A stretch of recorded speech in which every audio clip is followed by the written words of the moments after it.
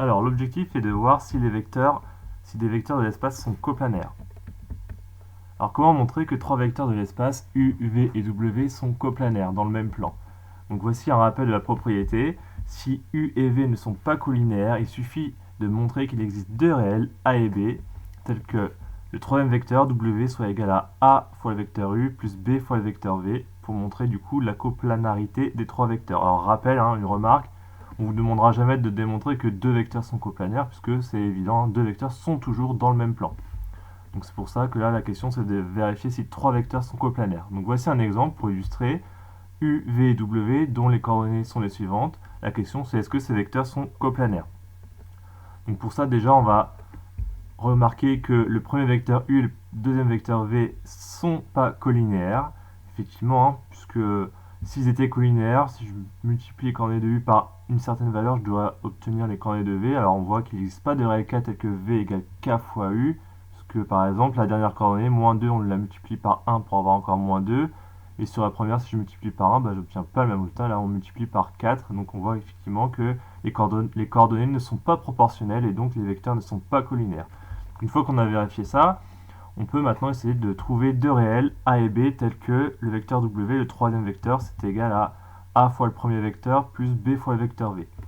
Donc du coup, ça revient à résoudre un système. Donc on multiplie les coordonnées de U par A plus les coordonnées de V par B égale du coup les coordonnées de W. Donc on aboutit à ce système-là. Il faut essayer de le résoudre et trouver les valeurs de A et de B. Donc pour ça, on va essayer de résoudre d'abord les deux premières équations et voir ensuite si les solutions qu'on trouve vérifient la troisième équation. Donc c'est parti pour la résolution du système. Donc on va faire la méthode par substitution, c'est-à-dire qu'on va essayer d'exprimer A dans la première équation en fonction de la variable B. Donc on met moins 4B de l'autre côté, du coup ça devient moins 17 plus 4B.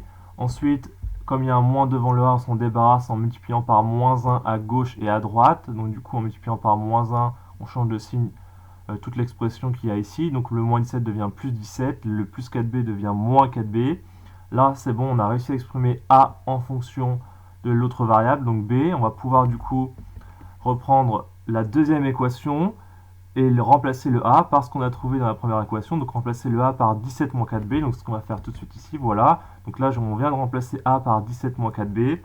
Et donc du coup, on continue, on va pouvoir développer ici en faisant donc 5 fois 17, donc 5 fois 17 on calcule, 5 fois 17 je l'ai mis ici, ça fait 85, je reviens en arrière, 5 fois 4 ça fait 20, donc moins 20b, moins 20b ici, moins 3b égale moins 7, et donc du coup ensuite on simplifie tout ça, moins 20b, moins 3b ça fait moins 23b, le 85 on le met de l'autre côté, donc moins 7, moins 85, et on calcule ça, donc moins 7 moins 85 ça fait moins 92, comme il y a un moins 23 devant le B, on divise par moins 23 à gauche et à droite, et on obtient B égale moins 92 sur 23, on peut simplifier ça, 92 sur 23 ça fait 4, donc on trouve que B égale 4, or comme B vaut 4, maintenant on a trouvé déjà la valeur d'une inconnue, on peut revenir à la première équation, remplacer B par la valeur qu'on vient de trouver, donc 4, donc du coup ça donne 17 moins 4 fois 4, et ça nous permet d'avoir également la valeur de A.